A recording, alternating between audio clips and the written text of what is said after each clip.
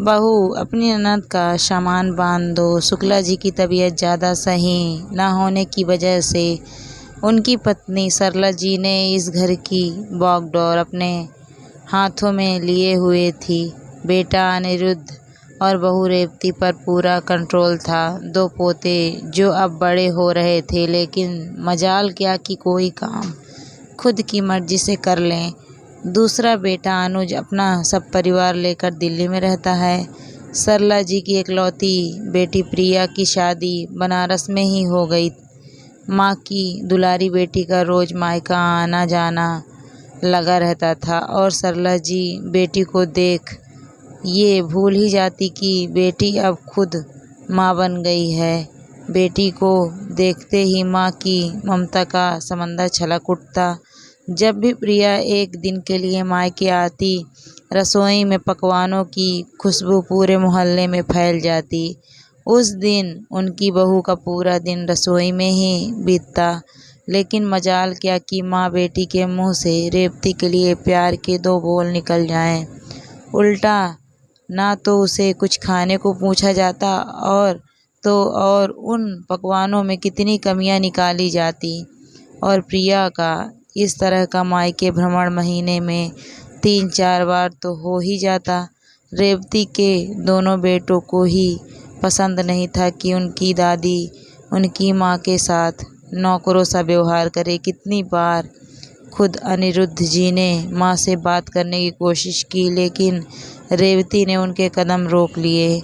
सरला जी जब कभी भी बेटी का उदास चेहरा देख लेती तो सारा दोष रेवती के सर मढ़ देती और जोर जोर से चिल्लाने लगती कि मैं जानती हूँ कि तू नहीं चाहती कि मेरी बेटी यहाँ आए, लेकिन कान खोल कर सुन ले, अगर मेरी बेटी को जरा भी दुख हुआ तो मैं इस घर में किसी को नहीं रहने दूंगी। सासू माँ के मुख से कड़वी बातें सुनकर भी रेवती मुस्कुराती रहती और किसी तरह प्रिया को मनाने में लग जाती।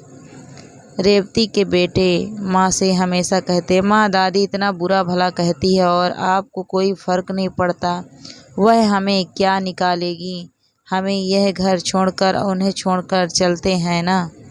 तो रेवती बोल पड़ती, खबरदार जो दादी के बारे में कुछ भी कहा तो ऐसे ही मुझे भी कुछ दोनों छोड़कर चले जाना जब मैं बूढ़ी हो जाऊंगी।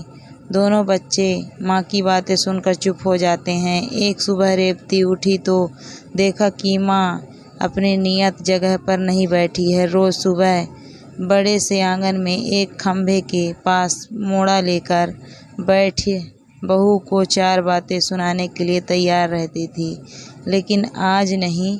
रेवती भागकर उनके कमरे में गई तो देखा वह बेहोश पड़ी हैं। डॉक्टर को बुलाया गया तो पता चला कि पक्षघात हुआ है। बाएं तरफ का हिस्सा काम नहीं कर रहा था, लेकिन ईश्वर की दया से उनकी आवाज़ नहीं गई थी। आवाज़ ऐसी थी जैसे कुछ हुआ ना हो। बस अब क्या था। सरला जी अब बिस्तर पर लेटी थी। बेटी प्रिया रोते बिखरते पहुंची। अनुज भी अपना परिवार लेकर आया। रोग से ग्रस्त सरला जी अपने छोटे बेटे बहू और बेटी को देख गदगद हो गईं। रोग की भयावहता और अपनी कमजोरी को जैसे भूल गई हैं। बातों बातों में अभी भी कुछ ताने रेवती को ही सुना देती। 2 दिन बाद अनुज माँ से बोल पड़ा, माँ अब जाऊंगा, इजाज़त दे दो। ठीक है जा, लेकिन बहू को मेरे पास छोड़ दे, आदेश देते हुए यूं बोली जैसे बस कहा और बेटे ने सर झुकाकर मान लिया। अनुज ने कहा, रोशनी कैसे रुकेगी, बच्चों की पढ़ाई भी तो है, हम फिर आएंगे, कहकर बेटे ने माँ से विदा ली। इस बात से सरला जी को एक झटका लगा, लेकिन फिर अपने मन को यह सोचकर मना लिया कि चलो मेरी बेटी मेरे पास है। अगले दिन प्रिया पास ही बैठी थी। सरला जी बोल पड़ी, प्रिया लगता है मेरा डायपर गीला हो चुका है, मुझे कुछ गीला गीला सा महसूस हो रहा है, ज़रा बदल दे। बहू अभी बता कर गई है सब्जियां लेने, अभी समय लगेगा उसे आने में। नहीं नहीं माँ, थोड़ा रुक जाओ, भाभी आती होंगी, मुझसे ना हो पाएगा ये। आप तो जानती हो ना मुझे गंदगी बर्दाश्त नहीं होती। बेटी के मुंह से अपने लिए ये सुनकर एकदम सन्न पड़ गई सरला जी, जैसे उस दिन नहीं पक्षपात ने आज शरीर को छुआ हो।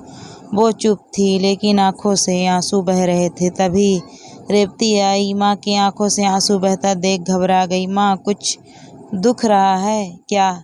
कोई तकलीफ है क्या? बोलिए ना माँ। लेकिन सरला जी ने कुछ नहीं कहा।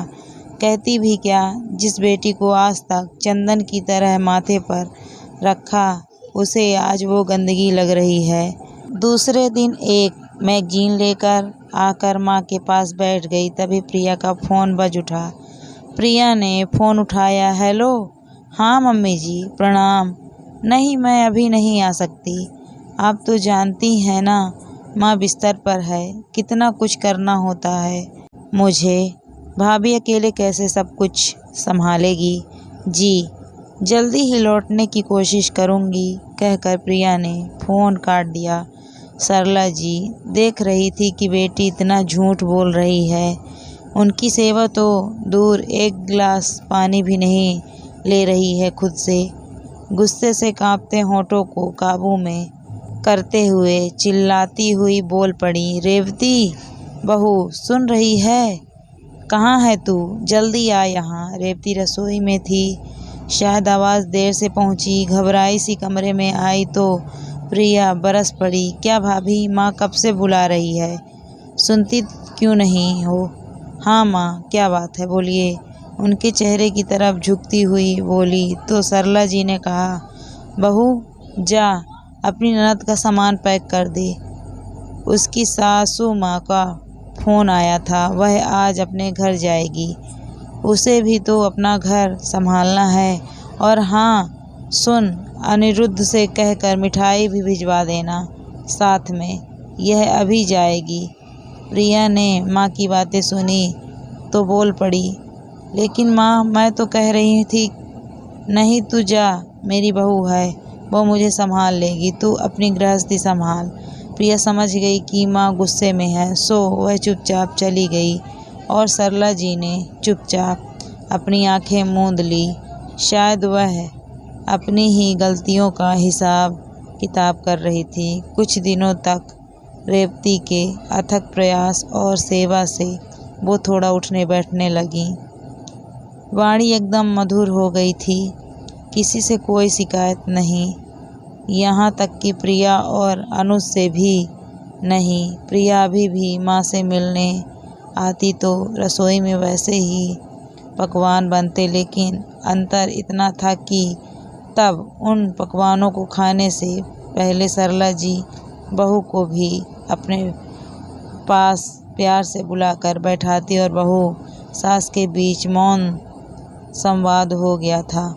सरला जी ने अपनी आंखों से ही बहू से माफ़ी मांग ली और रेवती ने भी अपनी चिरपरिचित मुस्कान से उन्हें बता दिया कि माँ हो, जैसी भी हो, अच्छी हो, हमें कुछ कहने का अधिकार आपका है।